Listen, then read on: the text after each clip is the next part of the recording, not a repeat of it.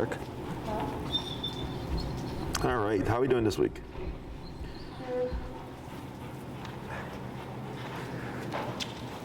How's Sykes doing?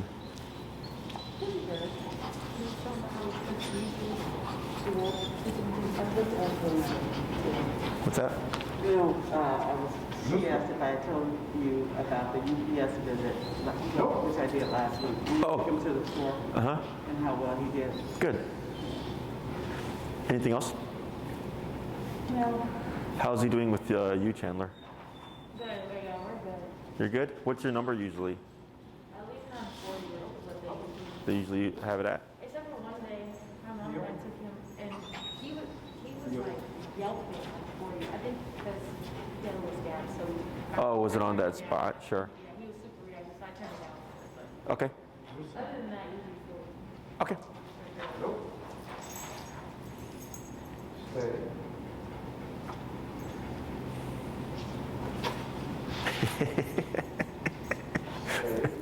been real weird this week. With the stay? Because of me trying to recall him, he's Yeah. confused. And I've only done one recall with the long leash by myself. I've been doing recalls like this. And this is where it gets confused. Come here, Sykes. Gotcha. Okay, so you've been doing recall from stay. Watch out. There you go. All right. We have a aggressive dog here, so I didn't want to run to that dog. But she's taking him for a walk. Yeah. The doodle that was sitting there, yeah, he went after another dog the other day. He went after another dog? Yeah. Well, picked the dog up and had him in his mouth. So he just got dropped off yesterday. Okay, so you're doing recalls from stays. I've been trying to, but he's getting confused. Yes. He wants to, even though I haven't done a lot of DOWNs, he keeps wanting to go there. I have to keep popping him back up. Yes. So the down, because we covered that last week, correct? Super common problem. And with dog training, especially with e-collar, the more we teach, the more problems we create, okay? So he's assuming every time we stop, because we went from the sit to the down, is why he's doing that. Right now, when you correct him from the down, are you popping him on the prong or are you getting him on the e-collar? It's mixed because he's confused me a couple of times. You know? Okay, so what we would... Mostly it's been the pop-up. Okay, so you want to do e-collar. Okay. Because the e-collar is actually what's going to correct that problem, okay? So like, if you were to say heel and come to a stop, how likely is he to down, do you think? He won't down when I say heel and come to stop. But when I say stay and start to walk away. Then he'll down. Okay. So then what you would do is, especially with the prong, because you're used to using the prong for so long, is you have this habit of wanting to jerk it, right? And the other thing is, he's starting to get ahead of me and wanting to go right. And I keep kicking him, but I have such a habit of using this as well. Sure. So, may I? Yeah. Let's see here.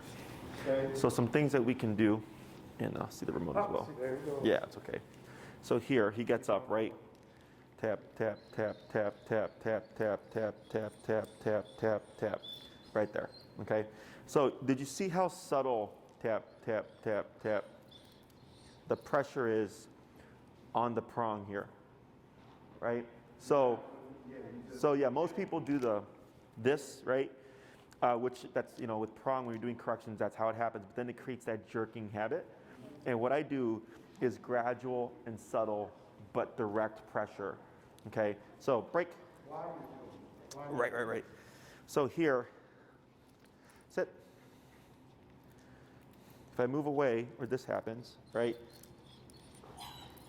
I'm going into the motion, tap, tap, tap, 45, right there.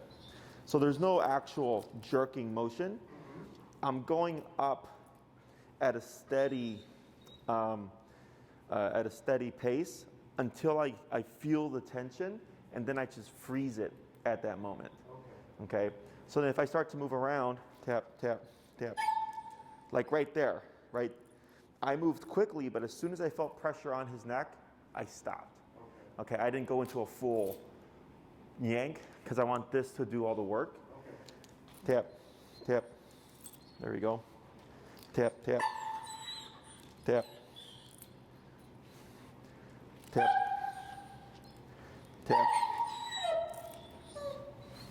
tap, tap, tap, tap.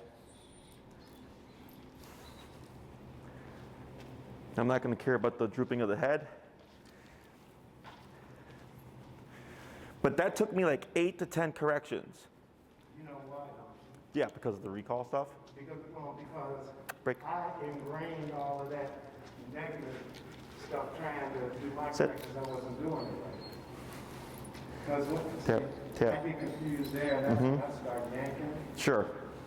But here's, so I'm a little confused. If we have already taught him that when we take a step, he should take a step with us. Correct. Now I'm trying to understand.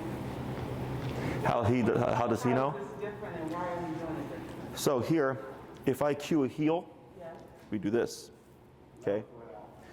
If I do stay, right, I do this, right, with that right leg. I don't know why I'm using a different way. The other thing, He's supposed to interpret that? yep, He does, yeah. yep. So it's super common where I'll get clients to say stay, and they'll do this, and the dog starts following them. Right. And I have to correct that right away because I'm telling them, now you have conflicting messages, right? The other thing is we go stay, right? We give that visual cue, then we step out. So there's plenty for him to pick up on. It's just, as Henry said, just bad habits, right? I see this stuff all the time with either people that train their own dogs, because we tend to train using the yanking crank, right? Or more like a, using this when the dog is at its worst, as opposed to like right now, like every little movement he made was up, tap, right? 8 times, 10 times, and then finally I could step out and do this. Okay, so now, can you do me a favor? Now step with your left leg when you do it. But I would have to, so technically he's in a stay now, is I would say heel and then move forward and then we would walk. And now we're together, right? So then, come to a stop, add a boy, stay, right? I've cued that visual stay, and then I move out. He thought about it right there. But because I spent 2 to 3 minutes correcting him, now it's starting to clarify in his head, okay? And all that yipping and yelping wasn't discomfort, it was frustration. Because he's like, what the fuck, man? Yeah. What am I supposed to do? That's why I've been getting confused, just because the yipping and the yelping would throw me off, and then I would stop. And I got frustrated. I would let him go because I would get confused, and I'd let him go because I'd be afraid I was getting ready to build something bad. Yeah, you're making, potentially making it worse, right? Exactly. So I would just let him free for a while, then I'd bring him back and put him in a place or a stay or something. Yes, so a couple things that I saw right now that you're doing, okay? One was you weren't ready with this. You cued the stay, and you stepped out, and this was still in your pocket. So then he got up, and then you're fumbling. So then he's already here, right? Whereas I want him to stay there. So if I have a dog that's struggling with step 1, don't go to step 2 or 3, right? So I saw you had you were struggling. I took Sykes and immediately shortened it. Why do I shorten it? Give him less room to mess up. Correct, right? So when I step out, if he gets up, boom, right? Most people, and a lot of people, That's exactly what I did. and then this happens, and then the next thing you know, here he is, because he had all that space to move. But here, I'm using that leverage. If I step out, I can step away, lean out, right? And keep him away from me, because every time he gets remoted and he manages to get here, he thinks that's what he's supposed to do. That's what I'm struggling with. He keeps wanting to come here. Correct. So we always go back. Anytime I see a dog struggle, even if it's a very advanced or well-trained dog, back to square one. Okay? So for you as a person, if you're learning something or like reading something, you can go back a couple of pages and just go like fill in that gap from where that was. Dogs don't really do that. So what ends up happening though, is if I have a dog that's really well trained, they'll go from step 1 to step 8 very quickly because they already know everything. I just have to clarify it. Dogs who are like still early in the process are going to take longer to go from step 1 to step 2 to step 3 because they have to learn those individual steps. Does that make sense? Yep. Yeah. Okay, so is there a verbal command also involved in Okay, stay. Let me make sure I have this right. Mm-hmm. Stay. And then you step with your right. Correct. And the hand. And your Yeah. Flash the hand. okay. It's okay. I knew what you were doing, but she was just completely caught off guard. And she was like, She thought she was telling them to shut up. That's what she thought she was giving her that hand. Right leg with the hand to stay. Uh-huh. And you move. If you want to heel, it's the left leg and heel. Or heel and left leg. correct. Heel then left leg, I find is the easiest for people. Yes. Cue the word first, then move forward with that left leg. Okay, for stay, kind of similar, you cue that stay first, and then you move out with that right leg. Okay, so I'll go between the two. So heel, left leg. Now we're in motion. Okay, so at this time, my movements, turning with that right leg, pivoting off that left leg, all that stuff comes into play. Okay, so you see how you followed all that, but I was nice and relaxed here, right? Stay. Then I pivot out that right leg. Now you see this dipping of the head? Yes. Because he thinks he's going to be remoted. Okay. Why does he think that? Because I corrected him 8 to 10 times. Oh, okay. So he was confused and frustrated, but I clarified it for him. And right now he was just like, was this the right thing? Am I going to be remoted? Nothing happens. Oh, cool. I just have to stay put. See how I picked the head back up again? Right? Heel. Good.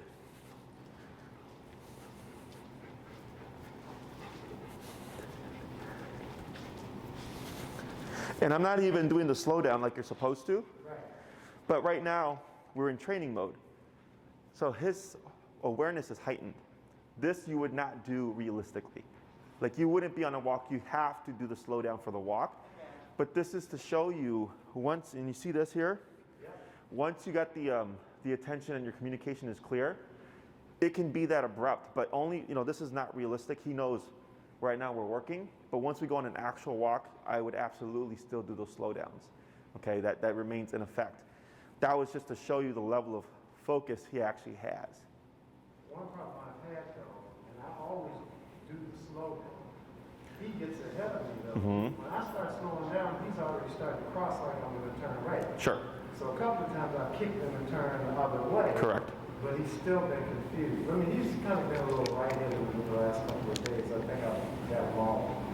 Sure. One of two things. One, potentially your number is too low. Okay, because if you slow down, you should what? You should slow down, right? So that's potentially one answer. The other answer could be he's anticipating a pivot, so he's compensating. And even though you're cutting into him, it may not be to the degree needed for him to like really respect it. Okay, so I'm gonna try it right now, heel. So if I'm gonna do correctional turn, left turn, when I go into it, I really move into it. Bless you. I haven't kicked quite that hard. I've been close. See that? Yep. That's hard, man. You can trip your own self. But now, That was another part of my problem for me. A couple times I almost went down on top of him. yes. So now, he's not wanting to get kneed. Now he's actually, but you gotta understand, dogs bite each other. A knee to the face is nothing to a bite. It's the human component. So I had a dog here, his video's not up yet, because it was so bad that I was like, man, people are gonna see this and fucking flip out on social media. And I wanted to get all the pieces together before I posted it up. This dog was jumping and just like going after, not like to attack her, but like aggressively just jumping at her, yanking the leash, almost yanked her down, almost yanked me down, very powerful. So then she came here, she had made good progress, but then he started fighting again. So then I told her, because remote was agitating him more.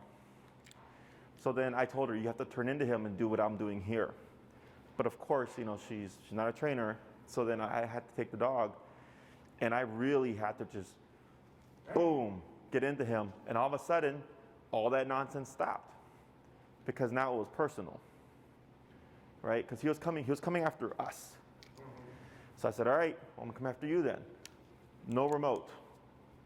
We're doing this mano a mano, right? Boom, all of a sudden, stop the crap, right? Because he was thinking, he didn't understand the collar too well, and he was just getting really frustrated, but he was directing the frustration towards the handler, okay?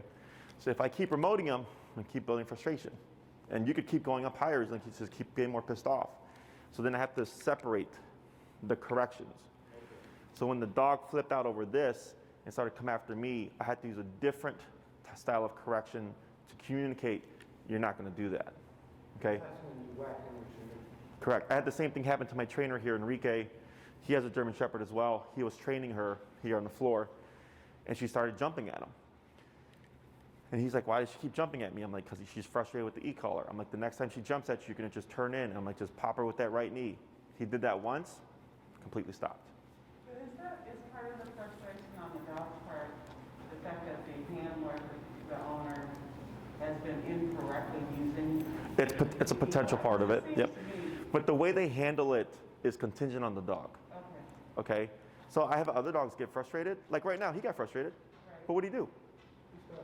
Start yelping, right? He tried to lay down. So his frustration is vocalized. Before I forget, Justin, Yes, sir.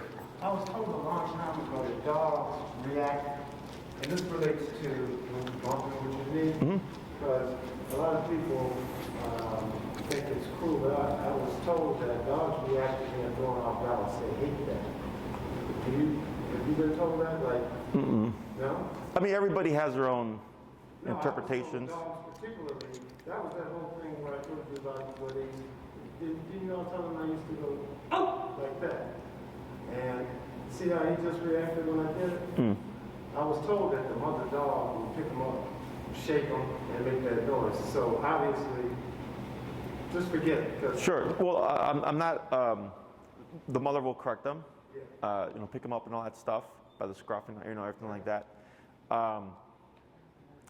That sound itself doesn't sound like a sound that a dog would actually make.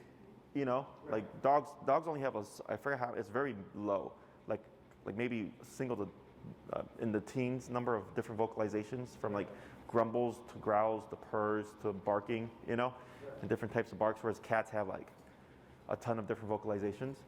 I didn't know that. Yeah, so. Just forget it, because I just wanted to see if it was a bona fide, you'd have reacted right away and said, oh yeah, dogs hate to be thrown off. Yeah, I mean, Somebody told me that. I'm super simple, because dogs are simple. I've had people be told by their dog trainer to growl at their dog. Oh, really? Yeah, To do what? yeah, to growl at their dog. Like to look at their dog and growl. "Arr." And I'm like, you're not a dog. You growling does not sound like a dog growl, right? What matters, the sound, you could say fridge and tie a 127. And every time you said the word fridge, you whopped him at 127. He's not going to like that word fridge. The sound does not matter, okay? So I've seen some and heard some crazy stories throughout the years. Dogs are simple, right? They're all about physicality. Here, when I was moving into him and doing those random turns, and you said, oh, I wasn't doing it quite that hard. That's almost always it. Because you don't want to hurt him. But that's the big, and then when we go into physical corrections like that, that's why I like e-collar, because it's a disconnect. Like you don't know, really, right? It's just pressing the button. But once you start correcting dogs yourself, that's where things get really difficult. And I see it happen, especially with puppies, which is why I don't like doing puppies. I have a separate trainer for that, because people don't listen. Oh, really? Yeah, it's very rare that I'll get a client that will correct their puppy. And on my channel, my YouTube channel, I made a playlist, and there's one of a golden retriever mother with like 12 puppies. And they're yipping and yelping and all that stuff. And she walks in, they start like trying to bite at her to nurse. And she just starts snapping and growling and just dominating them. And within seconds, they shut up and quiet down. And these are, in the video, they look like 6 to 8 weeks, okay? 8-week-old puppies calming on essentially like a command or because she demanded it. Right. And people think, oh, you have a puppy. They're meant to be crazy. They're meant to be chewing on stuff and barking at things and whatever. I'm going, no, That's if you allow that. Because if the mother decides, I don't want this, they just shut it down. Okay? So people have a hard time correcting their puppies. I mean, you had a hard time, not saying you had a hard time, but this thought process. And he's a grown dog with anxiety and behavior issues. And a lot of those things come from the fact that they are missing that component. Connection and the correction to the mother natural. Because if you took Sykes to the dog park, right, and let's say he was, social and all that stuff, and he did something that the other dogs disagreed with, you would see all the dogs charging Sykes. Okay, I've seen it. I've been to the dog parks and I've seen it where like one dog will act up, and all of a sudden they all just rush in, and they start going after the dog, right? Because they self-regulate, not like us. We call cops, and you hope they come. So the pack mentality or that sort of thing, somebody is in charge and they just, if you get out of line, they make sure they get out of line? So when it comes to the pack mentality, if you guys are familiar with Cesar Millan, who was promoting like the pack leader, and the problem with the pack leader mentality is that people took it to heart, and they thought that if you saw a pack of dogs, that one of them was the leader. That's not how that works, okay? But in his theory, it makes sense because yes, it's the human in charge and then the dogs underneath, and the human can always be in charge. But in the actual world, there is no set dominant figure unless it's like a dictatorship, okay? In the animal world, and even in our world, dominance is very fluid. So let's say you're on the bus. You got a bus driver, you got 20 patrons, and you see one person harassing another person. Most of the time, nobody does anything, right? And if anybody expects someone to do something, who do you think they're gonna look to? Yeah, but it's not the bus driver's job. The bus driver's job is just drive the bus, okay? So sometimes, if there's a dominant energy, meaning someone who won't allow that to happen, that person steps up. And that could possibly be the bus driver, but that's because that's who that person is, or a patron, right? Or the person that's being assaulted, right? But a lot of times, nobody does anything because they're expecting the authority figure to do it, right? So then we would call the cops or whatever. So in that moment, if we have a person harassing another person and someone steps in, that person becomes dominant energy because they go, I'm going to disagree with this behavior, okay? And let's say they apprehend the person who is harassing the other patron. They call the cops. That person is then dominant in control of the situation, and then the cop comes. Now that person is no longer in control. Control transfers to the cop. Does that make sense? So like right now, I would be dominant energy because I have something that you need, right? And I'm educating you and I'm teaching you. And I believe you said you're a banker, correct? So then like let's say my business had banking needs and I went to meet with you, you would then be dominant energy because you have something I need. And within that meeting, let's say a fire broke out and a firefighter busts in. Now that person's dominant energy. Okay, so it's always transferring, and dominance doesn't always mean forceful or aggressive or anything. Dominance occurs in conversation, right? So in this conversation, I'm dominant energy. But if this conversation were to switch to a different topic and one that maybe each of you have an expertise in, I would then be the listener, you would then be the educator. Then you become dominant energy. Does that make sense? So in the dog world, it's constant. There has to be someone in control at all times. So when you go out on a walk, just imagine it this way. It's you and Sykes. You would need to be dominant energy because then he doesn't have to be reactive, right? And then you see another person with their dog. Technically, the person is supposed to be dominant energy, but if you see them with no control over their dog and their dog's essentially leading the walk, the dog is technically dominant energy, okay? And then when you go out and you go to a restaurant, if you can, go out to a restaurant, and you see a family of 5 people, and you see the dad talking and everybody's quiet, right? And then the wife responds, right? And then when the kids starts talking, just start to see how they just start to ebb and flow with each other. That's the exchange of dominance, okay? So once you understand that, it makes all this stuff super easy. And just to note, I've been yapping my mouth for like 5-8 minutes. He hasn't sat, tried to lay down. Okay? And all this right here was simply because I took 8 to 10 attempts, and I was consistent with, nope, don't do that. That led to this. If I put him in a place and he moves out of place, you said start hitting him right away. He starts running all over the place. I have to run after him and bring him back sometimes to the area and point. Trying to figure it out. So then what I would do is go back to square one, right? Because Put the leash on, take him and walk him in. Okay. or have him close to you. You know, starting from that step of like, I'm on my couch, he's on the placemat next to me. And then, you know, an hour in, he tries to get up and I tap him and he can't get anywhere because I have the leash to force the return, right? Because for Sykes, because he had a foundation of training already, you were able to progress a bit more quickly. But then there's certain things that he may have missed that he would have gotten had he never been trained before. Does that make sense? Because you would have had to go through the process. You know, and this is pretty common too, which is why whenever I get a dog that is trained and the owner's like, oh, but my dog already knows sit. Shh.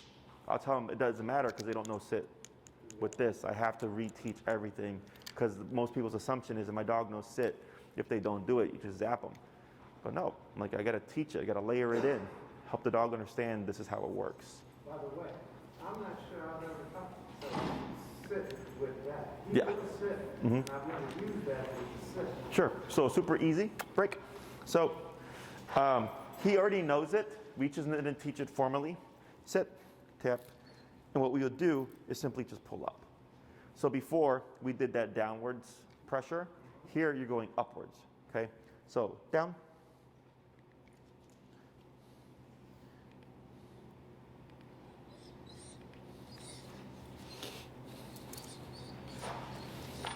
There we go. Okay. And when we do this, you see how patient I was? Tap, tap, tap, tap. Right? I'm not jumping into repeating the command or anything like that. And here, I'm reaching underneath him, which is obviously a big distraction for a lot of dogs. Doesn't matter, he's still supposed to hold that command. So I cued the word once, down. He didn't do it. With just the hits, I applied a little bit of leash pressure with my foot. Went to move the leash, he got up, I started tapping.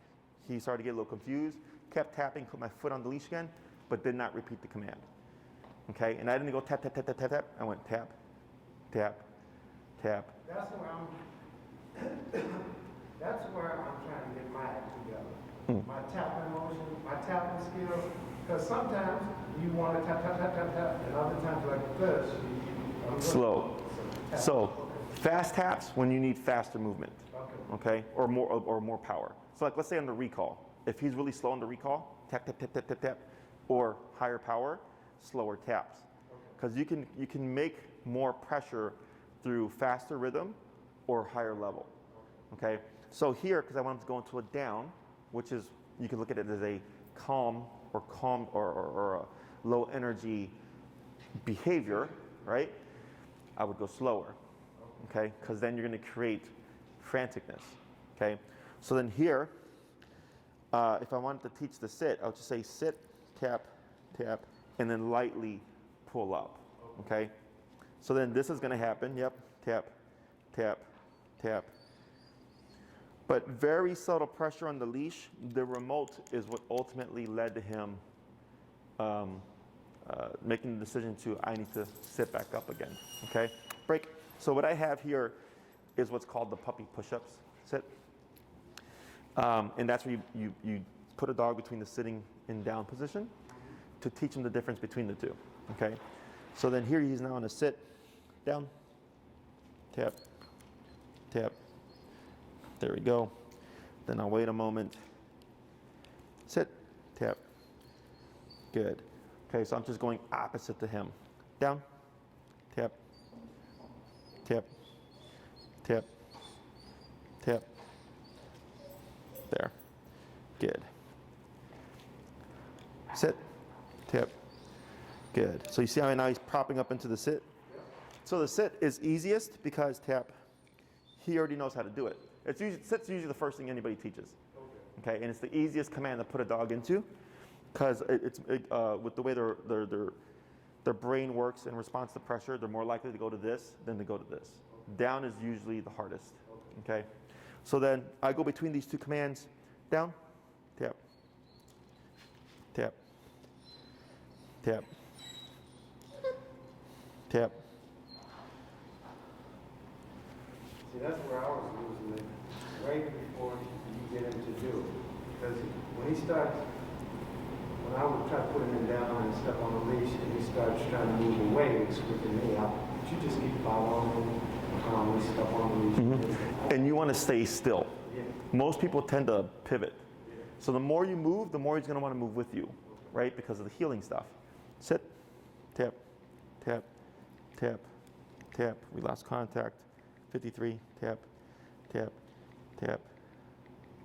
63, 72, 83.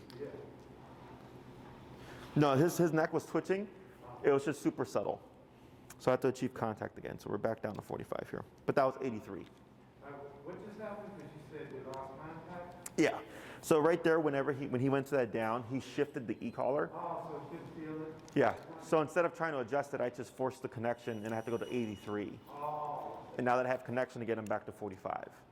Okay. When you turn his neck again, you got it back. Yeah, it's shuffled around. It happens all the time. So then I just cue the word down, tap, tap, tap, tap, tap. There we go. Sit, tap. That was good. Yep. Right? So now you're starting to differentiate between the two commands. So when we do training, I want you to think about it as a training session is to teach a new behavior, maybe one that he does not know, or to improve upon an already existing behavior. So if I go, Sykes has a slow down. He doesn't down as soon as I say down. It takes me 5 taps. Well, the way I'm going to make that better is by drilling that, right? Yeah, break down, down, break, down, break, down, break, right? Until I can get him to down on the verbal cue and maybe a singular tap if needed, right? But if you try to tackle a number of things at once, because you have heel, stay, come, place, sit, and down. You have 6 commands now that he knows. Heel, place, Heel, or place, okay. and do you know the 6? I'm thinking heel, place, sit, down, come. What is it? Yeah. And there's one more. I don't know the last. Stay. Yes. You're confusing me. So he's got 6 commands. But if, like, let's say the down is still kind of sloppy and the stay is kind of sloppy, and you're practicing those 2 commands with 4 other commands, you're not going to make any progress. It's too much stuff. Okay, I'm learning. Yep. Got to isolate. I'm limited time, so I take him out, I'm running through everything. He's probably like, hey. Yeah. And so for this, like the down stuff, 2 to 3 minutes. Okay? 2 to 3 minutes. That's all you got to do. And don't do it with other things, just do that. Right. If you're trying to improve one specific thing. So, like, let's say his recall. Let's say he's got a slow recall.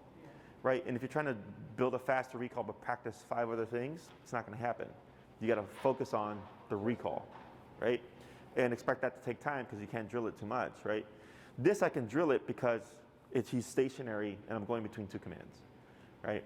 Now, with commands like this or practice sessions like this, I keep it short because imagine, and I did this once to a client to just prove a point because they got really mad that their dog wasn't being the soldier they wanted them to be. And I literally told the client, stand up, sit down, stand up, sit down. And then by like the 3rd or 4th rep, the client was like, this is fucking stupid, right? And I'm like, now you know how your dog feels, okay? Except we're putting more behind it, right? We got something negative behind it, so it can make it even more frustrating and redundant, okay? So as much as I have my expectation of, I want your obedience to be up here, I also understand this is a living creature who has, the feelings about certain things just like we have feelings about certain things, right? So that's why I'm very patient. I take my time because I will get that, right? But then for the dog, they're like, okay, cool, this guy's not such, a drill sergeant. Because I did that with my dogs personally. When I first learned how to do remote, I was super strict. We're working, boom, 15, 30 minutes, 4 times a day. They were burnt out. And then my mentor was like, when he would come over, they'd be all happy. And I'm like, yeah. I'm like, what's going on, right? And then and I told him, and he's like, your dog needs a day off just like a human does. He's like, give your dogs days off. And I'm like, okay. And then he said, also, keep it shorter, and then don't be. I wasn't being mean, but I was just being too, too strict. He's like, loosen up, put some positive energy into it, right? Now, I don't focus on that too much for the clients. Like I never told you guys, be upbeat about it, because I wanted my dogs to be the best because they're going to be my dogs that I show people. Right. You just need your dog to be obedient. No, I want my dog to be the fucking best. I do have a question just, Yeah. In terms of verbal commands. Uh-huh. Chandler has a higher voice Yeah. level. Mm-hmm. And she has said to Sykes on repetitive times, like he won't respond to her first time. Mm-hmm. Like when she says place, he doesn't listen. Mm-hmm. But I think it's because her pitch is so high, and I was suggesting that it doesn't evoke like a command. It's more of they play a lot too. She like has a lot of more energy with her. Mm-hmm. So I suggested that she bring her voice down an octave and be a little bit more like succinct and demanding of what she's looking for him to do. That's a common belief, but that's incorrect. That's wrong? Mm-hmm. Okay. Well, I don't want to say wrong, but So go back to my what I mentioned earlier about the fridge. The word. Right? Yeah. You don't have to. You can be fridge, 127. Fridge. You can be, the sweets can be fridge, 127. Fridge, 127. He's not going to like that sweet sounding fridge, right? It doesn't matter about your tone. It matters about consistency of reinforcing things. So if she, like when I command my dogs, heel, sit, down, come, like that's actually, it's up, right? It's not high pitched, but it's up. But you'll see very, quick responses and stuff because of conditioning. Yeah. Okay? So if every time she says heel and it's 45 or whatever, and she's strict with reinforcing that heel to the degree it's supposed to be, it does not matter her tone of voice. Okay? What about different But words? the place is the problem. So we're in the house, and Chandler, okay. Well, I'm just saying that he doesn't respond to her, and if I interject place, then he goes. Sure. Well, the other thing that counters that is that so people get dogs for companionship. Okay? Dogs don't need companionship. Okay? Dogs are meant to be hunters, predators, mating, peeing and pooping on stuff, chewing on tree sticks, all that. They're not meant to be in the home, right? So we get dogs for companionship because we want to share our life with something and all that fun stuff, right? And what happens is you can't be a buddy and an authority figure at the same time. Okay? So cops don't go around befriending everybody. Cops are cops. They're there to regulate, right? So the dog and human relationship is a complicated one because people, of course, get dogs for companionship. But then if you have a dog that has behavioral issues like aggression, leash reactivity, or whatever, you cannot expect your dog to stop a negative behavior when you're their friend, right? So like I don't tell my friends what to do, you know? Like they don't tell me what to do either. We're all grown men, right? When I was growing up, my mom and dad could tell me what to do. But then when I moved out and got my own place, they lost that power, right? Unless they had something to hold over me, like we're not going to pay your rent unless you do this or that, right? But otherwise, if I'm paying my own rent and I got my own job and doing all that stuff, I'm an 18-year-old, man. I have that freedom, right? So for dogs, you have to either be, if you're going to get a balance of companionship and authority figure, you have to reinforce everything to the degree that it's meant to be at, and then compensate if needed. Okay? So like, let's say me being really soft and playing with Sykes more than I actually make him heel in a tight position would most likely require more power. Because I have to compensate for the fact that I play with him more than I discipline him. Does that make sense?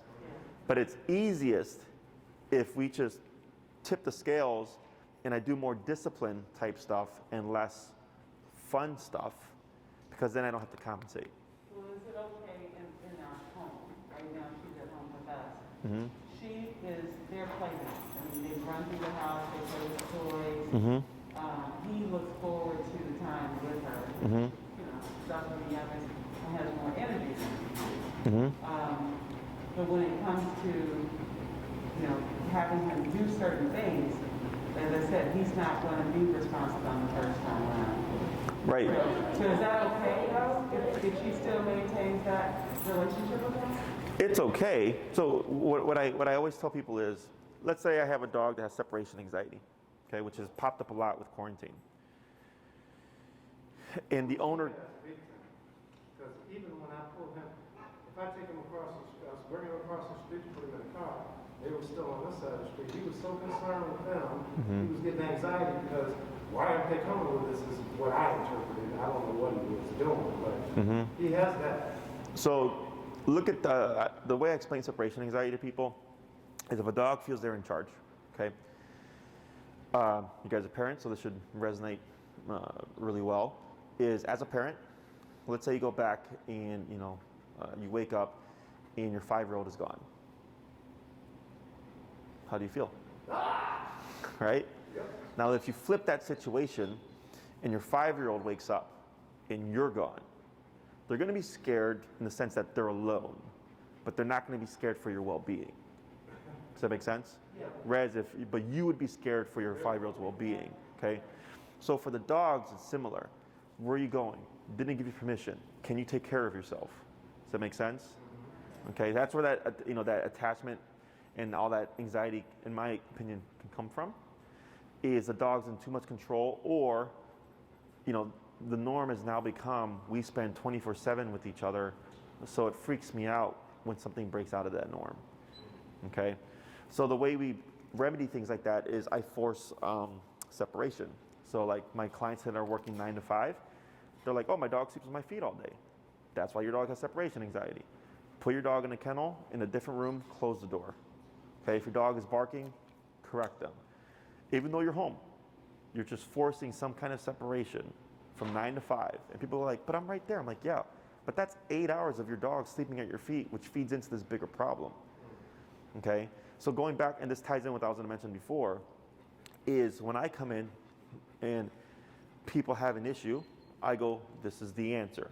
Okay, so I'll tell them, you want to fix the separation anxiety?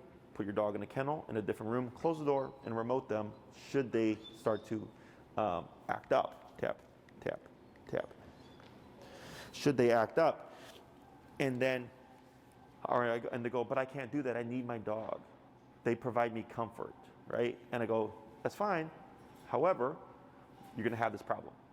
If you want what you want, you're going to have to deal with this problem. Or if you want to fix the problem, you have to let go of what you want and do what's best for the dog. I don't care at the end of the day. I gave you the answer. What you choose to do with it is up to you. Okay, so I've learned just not to try to force people because they ain't going to do it. Because some people think dogs are, they don't consciously admit it, but they talk to dogs like the dog understands it. Oh yeah, I've seen people. Yeah. I know the dogs look at me like, this is easy.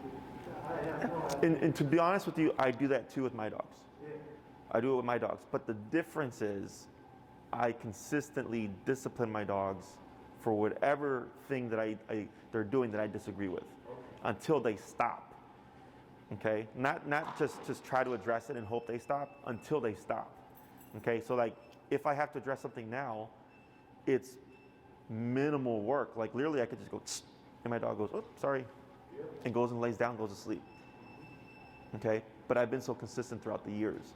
And I've had my dogs since they were pups, so 8 years now. But I do the same thing too, So I have no problem with it. I just go, you have to make sure that you're being consistent. And in some cases, like if my dogs develop separation anxiety because of quarantine, you bet I'd have them kenneled and all that stuff, despite the fact that they went without a kennel for years. Because people feel bad about that. Oh, but my dog's so used to the freedom. Your dog's not aware of, like, oh, now I'm in a kennel and, I had 7 years of freedom and this sucks and blah, blah, blah, you're mean. Like, dogs don't think that way. It's the human. So as long as you're consistent with the e-collar and the discipline and all that stuff, there shouldn't be any issues, okay? And if there is, it's usually there's something, it's not always the owner. That's a very popular saying, like, oh, there's no bad dogs, there's only bad owners. That's incorrect. There are some dogs that are just genetically wired to be hyper aggressive, very anxious, very nervous, very skittish. It happens. It's just bad genes. Same thing happens with people. You know, it happens. You're going to get genetic defects, and sometimes it's a physical defect, and sometimes it can be an emotional defect. Okay, so I always tell people, don't try to put it on you, because then they feel so guilty. I'm like, this is a dog that's just screwed up. You know, we have a dog here. It comes to our daycare. They got it. It's a Merle Aussie Doodle, and he's only like 3 months. How old is Maverick, Bree? Like 3 months? Maverick?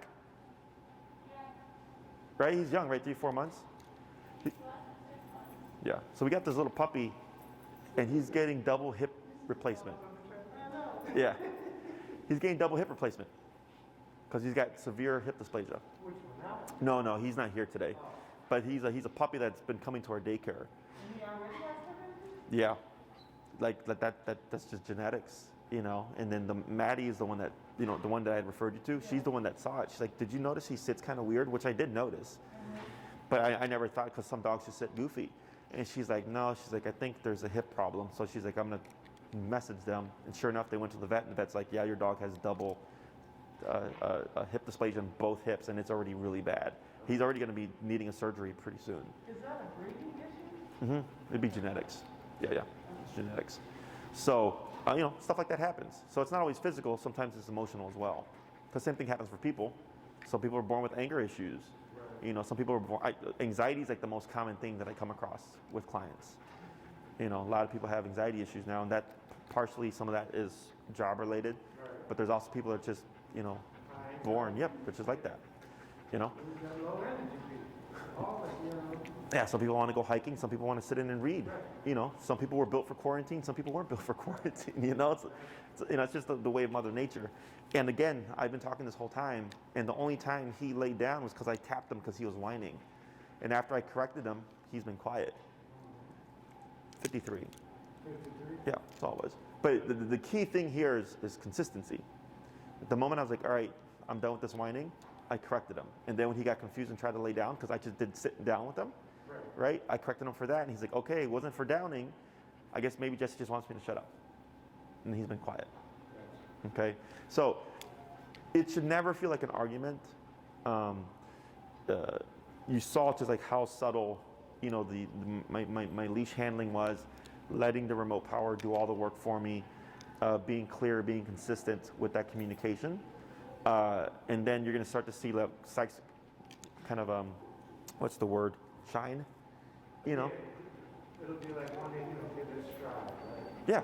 You know, it's sort of like teaching kids to ride a bike, blah, blah, blah, and then all of a sudden, There you go, right? Because everything's working how it's supposed to, you know? And you're not a dog trainer, you know? It happens all the time where I'll tell people one thing, and I repeat it several times. Like, for instance, on the recall, I always tell everybody, every time you call your dog, tap them at least once in the beginning. I said it to everybody multiple times. And then at the end of the session, they're like, hey, Jesse, I called them, they didn't tap them. I'm like, I just told you 5 minutes ago, always, when you tell your dog, always tap them, you know? But it's because, you know, it's just how people's brains work. They don't hold on to every word, because it's an hour of me yapping my mouth the whole time. You know, so it happens. But yeah, Sykes has a very good concept of what he's supposed to do. It's just we have to be sure that we are clear on those concepts and how to reinforce things correctly. Okay? Questions? Let me see here. my only question is, do you have a hotline I can call between these? I forget because, you know, Sykes looks at me sometimes, because we have a very personal relationship, because we do a lot of walking together.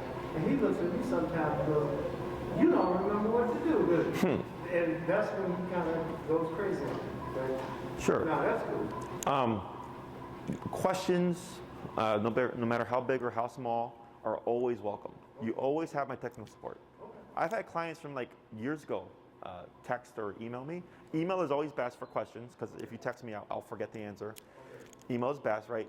And I'll send you an email back to like help you clarify things. But I had a family email me. I worked with them way back when I first started dog training, so like almost 8 years ago. And they moved to like Arkansas or something, and they got a new dog, and then they were like fighting. But they had an e-collar, and I'm like, all right, just do this with the new dog, and then let me know what happens in a couple of weeks. And all I told them was like, do the e-collar heel and this and that, and tell me what happens. And then 2 weeks later, like they're playing. And I was like, you just needed discipline and structure. So that was all. You know, once you understand the concept, it's fairly simple to explain things. If it's something that's complicated, like I'll let you know, like you should probably schedule something. But more often than not, I can just email people the answer. Or if I have a video on it, I'll send you the video. And then if you need help, then I'm more than happy to come in and So that address that. Did they 8 years later still use the e-collar for the older dog? Yes. So remember, this is your cop on a collar. Just like you change your behavior, if there's if you're driving and you see a police officer, you're going to change the way you drive, right? This is the same thing for Sykes. When he's got the collar on, it's going to change his behavior. Now the difference is, and I think this is maybe more what you're pointing at, is in the home they didn't need the collar. Okay. In the beginning they did. But in the beginning they did. So, but in the home 8 years later they didn't. But you had to put the collar back on. The new dog or the? So the original dog The original dog. still had the e-collar because anytime they would walk her, they would need to use this, right? Not that they were actively using it, but that it's present because remember you can't account for life. So when they got the new dog, I said, do the healing stuff, and whenever you see her becoming aggressive or whatever, building tension with Penny, correct her, right? And then 2 weeks later, it allowed, since they stopped the aggressive behavior and gave her structure, it allowed her to open up and then accept Penny, and they started to play. And because you spend more time within the home and there's less stimuli, the collar did end up going away in that particular case. But I have other cases, and I got 2 going on now, that I told them, anytime your dogs are near each other, you might have to always have them e-collared, because they were getting in some pretty serious fights. We're More to her question, what I would want to reinforce is, Sykes is always gonna, theoretically, whenever we go out into a situation that's not our control home situation, we should have a collar on because. Correct. You said something weeks ago when I asked you about this. Even years from now, if we took him out someplace and he didn't have the collar on, and that happened to be one of the times he went, doo-doo on command that was important, Right.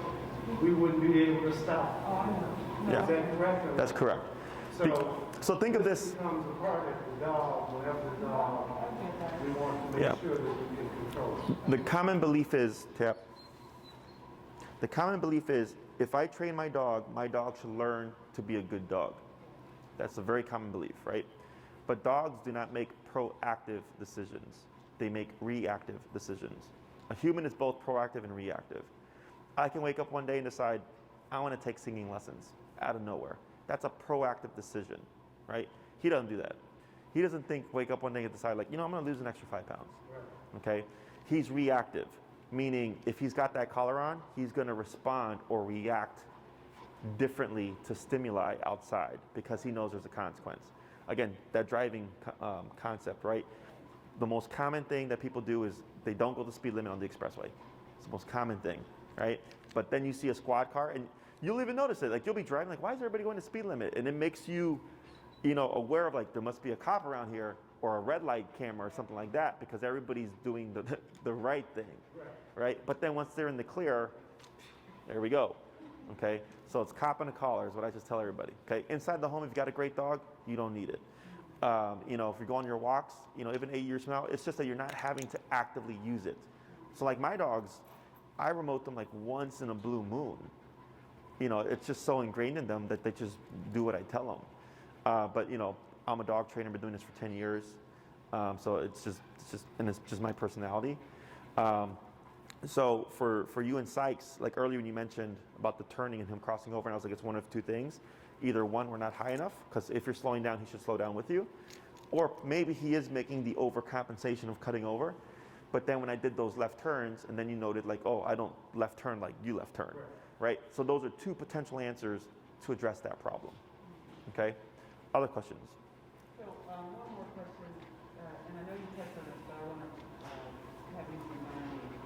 We were out walking last week, and another dog owner had a dog off leash, pretty big dog, that was breed, and it was a border collie. So we're walking in and he's coming toward us, the dog is coming toward us. Chandler has Sykes, I'm standing by the side. The owner just seems to be just watching. In slow motion, this dog comes right up into Sykes. So Chandler's pulling him up, and I'm looking at the guy and almost trying to say, what the fuck are you doing? Like he's doing nothing. And luckily Sykes did not attack or anything, but I just didn't understand what. It's super common. It was like, so what are we supposed to do in that case, I guess? I have a video I can send you. I'll give you a quick explanation. So if you could send me a reminder email, please. Okay. Is when you're confronted by an off-leash dog, okay? I want you to know that, and double check this, okay? But as far as my understanding of everything, if you have Sykes on a leash, and you're approached by an off-leash dog, and Sykes were to bite that dog, you would not be held accountable. That's what I was trying to figure out. Okay? So I suggest you do read into it, but that is my understanding because there's off-leash laws. Okay. So since he was on a leash, that dog was off leash, and that happened, not on you. Okay? Now, if you have a yard with a fence, and he's off leash in your yard, and someone tries to pet Sykes and he bites them, you're liable. Oh, really? Yes. In the yard? Yes. That applies to on your own property. Yep. Okay? I know, it's screwed up. So just be aware of that because a lot of people don't think that. People think like I would think, which is like if you cross my property without my permission, my dog gets you, that's on you, right? That's not how the law sees it, at least not in Chicago. The yard, what about in the home? If they come in the home? That you would have to check, but I believe it's still the same, Okay. you know, it's your property. But I would double check that. Okay. So if Sykes were to be off leash and their dog on leash, you're definitely liable. If they're both off leash, that's kind of like a gray area there, okay? So if I have a dog charging me off leash, my first instinct is always up and back, and then I will yell, stomp, or clap or whatever, hey, really big at the approaching dog. You want to move directly towards them, okay? Because when they're running at you, they're not expecting that you're going to confront them. So it catches the brain off guard. And in the video I'm going to show you, you see me, when we used to work at Oz, confront a number of dogs, and one of them is actually charging, and I literally heard it seconds. And then I just turned, and it was already like here, and you just see me go like crouch down and do this, and the dog goes, puts the brakes, turns around. Because I just put on confrontation. You know, just like in the street, someone comes up to you like this, it's confrontation. So that's what I did to the dog. And the dog went, and just boom, 180 and ran back to the owner, right? So, and this works for any size dog as long as you're catching the brain off guard, okay? Now, the only time it may not, in my experience, I've seen it not work, is when the dog's in a social state, okay? Which means potentially like in that setting, because the dog's with the owner, and the dog's non-threatening, it's like, oh, new friend, and they go to charge. They're not charging with like in an aggressive fashion or territorial fashion. They're just in a social state. But if your dog is not trained, you know, we don't know how Sykes is going to react. And he wasn't running at him, but he was clearly coming into his face. And I was just concerned that Sykes might just... Yeah, and if Sykes did that in the dog world, that would be valid. It's the human world that makes it complicated, okay? Because he's going potential threat. I don't know. It's kill or be killed in my world. That's dog world. That's primal. Kill or be killed. So if a dog's being charged by, if you're being charged by an off-leash dog and he bit them, like I wouldn't apologize. I'd be like, yo, you shouldn't have your dog off leash if you don't have your dog under control, right? And they might say like, well, you shouldn't be walking your dog. My dog was perfectly fine until your dog came here. Right? My dog was going into self-defense mode, but my dog's friendly. My dog don't know that. Right. You know, and I've had clients, by the way. I have two in particular. One lady, her dog got attacked by an off-leash dog like 3 to 4 times. Okay? I have another client from the summer who has like PTSD now whenever she sees dogs because her dog was also attacked by an off-leash dog 4 times within the span of months. Like, I mean attacked. The same dogs or different dogs? Different dogs. Yes, okay? And that's what people don't think about. People they're like, but my dog is friendly. Not every dog is friendly, and not every dog wants to be approached that way. I've never thought that my dog is friendly because, you know, first of all, you don't know what's in the dog's head. Secondly, your dog's only going to be as friendly as you have him under control. Because the dog does not think when you think him. You got control of the dog. I don't buy it. And the people that come up, you know, and I try to be nice, but can they meet? I'm like, no, we don't do the meet thing, you know, but I'll have them sit until you go die. Sure. And I try not to be, but I don't want him snowing up on other dogs because if you get used to that, I assume the dogs in the dog world are like people in the people world. They don't understand why I'm mad at you. I don't understand why he's going to be mad at one dog versus another. Sure. Could be the way it smells. I don't know. And I've seen people come up, this actually happened during the training session, where these two people just off to the side were like, oh, my dog's friendly, can they say hi? And they're like, yeah, they got in a fight. You don't know. They got in a fight. And they're just like, oh my God, I've never seen that happen before. And this is the thing. So last week when we talked about Great Danes aren't aggressive dogs, and I was like, this is from a Great Dane, right? Is, again, they're going by, oh, I've only had my dog for a year. I've never seen it be aggressive, so I'm going to assume it's not capable of becoming aggressive. Wrong. For whatever reason, who knows why? I mean, I have my assumptions because I didn't see it happening, but I saw it after it happened. Is, you know, it can happen at any point. You know, and the other thing is, let's say I was in that position again, and I called and I did my first instinct, which is to confront, and it didn't work. Boom. Stay away from my dog. Okay. Now you have to deal with the repercussions of what the did you do to my dog, right? And this actually happened here at my facility. We had a neighbor's dog charge my employees, and they're going for a pack walk because we walk like 5 to 6 dogs each. As he was coming out the door, and he had to kick the dog to send the dog back, and it blew up into this big fiasco. Yeah, because they're like, our dog is friendly. You know, what's wrong with you? This and that. You're supposed to be dog lovers. I'm like, we are dog lovers. We love them so much that we'll protect our clients' dogs. Don't know your dog. And all this is in front of my property, and your dog escaped your yard, ran all the way to front of my property, charging my employee with my client's dogs. Damn right I'm going to kick a dog to keep him safe. Right? And then it blew up, and they were leaving us bad reviews on Yelp, Google, like all this BS, right? Tagging us on social media. And then they realized like I wasn't going to back down and that they were wrong. I'm like, there's off-leash laws. I mean, I called the police, I called animal care control, I filed a dangerous animal complaint. They removed all that shit. And their dog hasn't been out the yard since. Well, the thing, and you know this happens, some of those people that reside in the area think that they're privileged, you know, their privilege is more than your privilege. And so, Not in my book. I was just trying to figure out, because I was also just, I don't know, I was in a state of shock. I wanted to say, stop, you know, like, Call your dog, yeah. But he just seemed to be in a state of daze. You know, people are idiots. Like, you go around people, there's a certain percentage that are idiots. If you go around people that also have dogs on their side, there will be a certain percentage of idiots. Okay. I mean, you know, I got people in your social circle that when they walk in and start talking, everybody goes, oh, shit. You can't help it. I mean, yeah. You know, in my book, not everybody should have a dog. You know, and and this is why, like, the reason why there's so many issues with dogs is because it's so easy to get a dog and replace a dog. Take them to the shelter, put them down, get a new dog, right? Super easy. Horses, very difficult, right? They're more expensive. They require more to care for.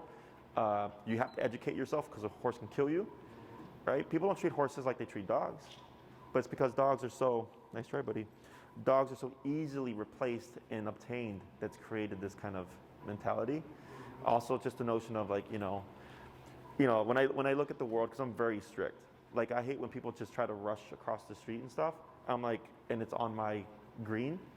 I'm like, that's why people get hit by cars, But because they get away with those little things, it leads to other little things that everybody pushes, and everybody does it. Like I'm not saying I don't do it, but that's why. And I've learned to just be curt with people. I'm not polite. I'm just like direct, and sometimes I'll just have to be, use a choice of words because they don't listen.